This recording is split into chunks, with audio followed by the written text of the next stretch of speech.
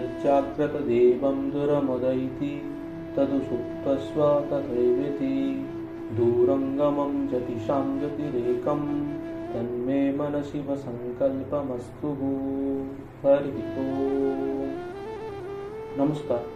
বিরূপাক্ষ ধাম YouTube চ্যানেলের পক্ষ থেকে আপনাদের সকলকে জানাই আন্তরিক ভালোবাসা এবং শুভকামনা। আজ আমি এমন এক অলৌকিক ঘটনার কথা বলবো যা শুনলে আপনি অবাক হয়ে যাবেন।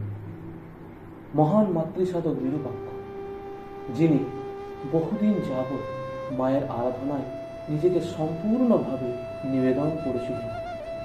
দিনের পর দিন, বছরের পর বছর কেটে গেল, কিন্তু এত তপস্যা করার পরও তিনি কোনো কৃপা লাভ করতে পারলেন। মায়ের দর্শনও ঘটল। এই ব্যর্থতা তার মনকে ভেঙে দিতে পারে, বরং তিনি আরো অস্থির হয়ে উঠলেন। আর তাই তিনি শুরু করলেন নানা জায়গায় ভ্রমণ। এইভাবে ভ্রমণ করতে করতে একদিন তিনি এক ব্রাহ্মণ ব্যক্তির মুখে এক আশ্চর্য ঘটনা শুনলেন।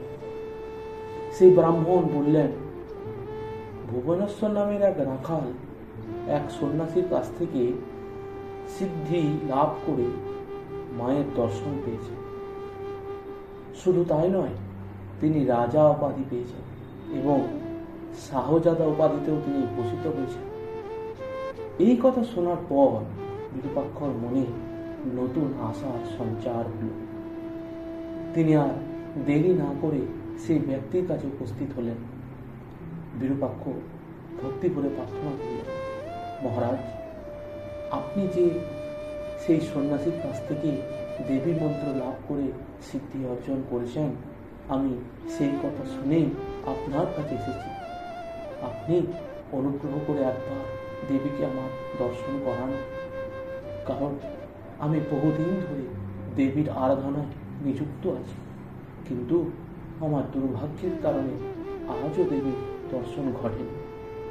আপনি সাধক শ্রেষ্ঠ, আপনার কৃপায় যদি আমার দেবী দর্শন ঘটে, তাহলে আমি আমার জীবনকে সার্থক বলে মনে করব।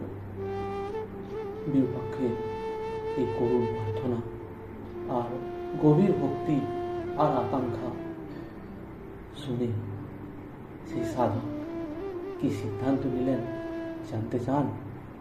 এবং আদৌ কি বিরূপাক্ষের জীবনে দেবীর দর্শন ঘটেছিল?